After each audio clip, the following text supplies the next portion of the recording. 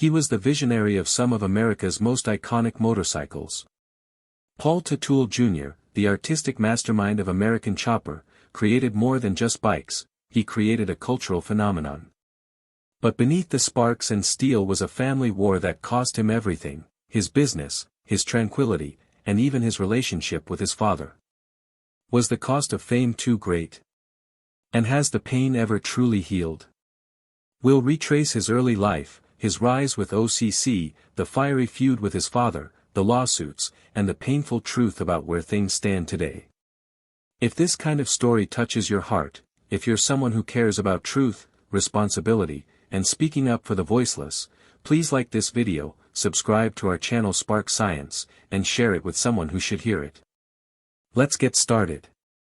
Most kids in the mid-1980s spent their afternoons riding bikes, watching cartoons, or playing Nintendo. But Paul Teutul Jr.'s childhood was cut from a very different mold. Only 12, while his peers were swapping baseball cards, Paul Jr. was walking a broom across the oil-splashed floors of Orange County Iron Works, his father's fabrication shop. The air in the workshop burned fiercely hot, sparks cascaded from welding torches, and grinders pounded against the steel walls. For Paul Jr., this was not punishment, it was the start of his education, a crash course in hard work that few children his age would ever get. Even before then, Paul Jr. had been fascinated with the metal world. He would accompany his father to job sites, rummaging through small pieces of steel the workers had discarded. While others looked at trash, young Paul looked at potential. He would collect those abandoned pieces and mold them into small sculptures. They weren't polished or refined, but they showed something impressive, a design sense. Cold steel transformed by the hands of a boy just out of grade school became art. These small sculptures suggested a mind that was capable of noticing beyond the everyday, an ability to take raw material and make it significant. When Paul Jr. reached 14, he was long gone from sweeping floors and was welding, barely a gangly teenager's first welding attempt. Older men holding the welding torch got the notice of the young ones in the shop, skilled men who might have been doing the work for 20 years. They were all suspicious at first, speculating that this was against the boss's son, but they welcomed him, not very graciously at times, into the fold, with a position they knew quite well the kid was highly talented. In steadiness of hand, clear vision, and a complexion of twice times more age in the making. But getting under Paul Teutul Sr. is not a bed of roses. The senior had extremely tight specifications when it came to toughness, at times brutally, with the belief that there were not only mistakes, but failures. Failing here was not negotiable. Paul Jr. learned firsthand how severe the punishment handed out by Sr. was, if he made a wrong step. Sr. would not wait until a quiet, private moment, he would speak loudly and most often, give Paul Jr. full-throated scolding to the whole crew. A few employees would whisper it as unfair. Sr. had regulations for giving no one breaks on his son. But by Sr.'s reckoning, that would make him stronger, pressure makes steel, and he would forge steel in his son, too. Public persecution of the pen may hurt, but it also shaped part of Paul Jr.'s character.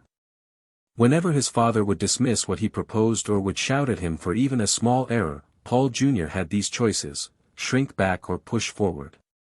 Push forward again, and thus he did. He continued to view mistakes not as weaknesses, but as chances to improve. Covering up the scolding under a workbench, he attempted it once more. Resilience was his nature over time. The same unwillingness to back down would serve him very well later in episodes that involved him and his dad coming together on national television. Rarely was there ever a solid respect, apparently set upon each other, but so rarely did it come out vocally. At one time, Paul Jr. remade a railing that added strength and beauty as a necessary aspect in one design. His father initially hammered it out himself, unnecessarily changing and brushing off. But the days went by, not a word was said. Sr. signed off on the design and mounted it on wheels. A very little win, but to Paul Jr., it was everything.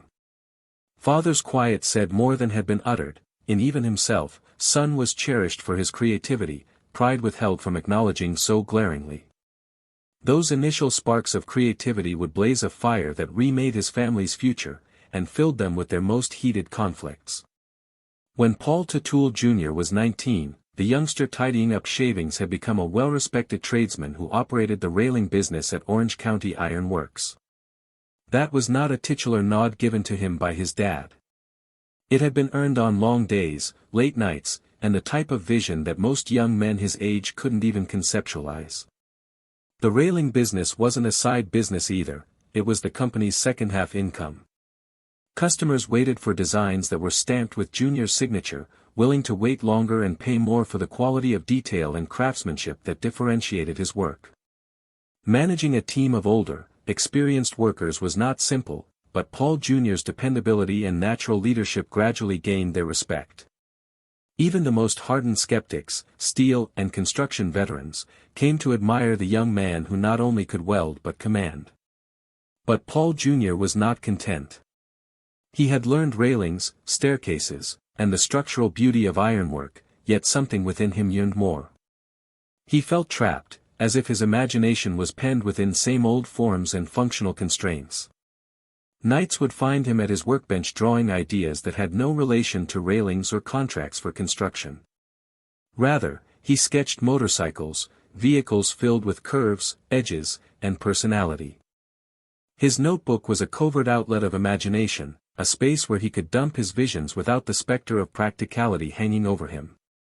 These drawings weren't fantasies childish in nature. They discovered a creative aspect that was starting to get restless, looking for the proper canvas. That came about not from a business venture but from a serendipitous moment. At the tail end of the late 90s, Paul's father, who always had a fondness for motorcycles, began working on bikes again. It was only supposed to be for leisure, a hobby to balance the drudgery of earthy ironworks. He enlisted his son to assist him one day. When Paul Jr. brought out his drawings, he was taken aback. They weren't technical drawings, but visions. The lines were precise, the angles strong, and the entire look of the design was pure art, seeping from the paper. To Paul Sr., who relied on brawn and old-fashioned sensibility, it was an epiphany. That was the spark. Years had gone by, the father and son having worked differently in the iron shop. Suddenly, however, with motorcycles at least, they shared something.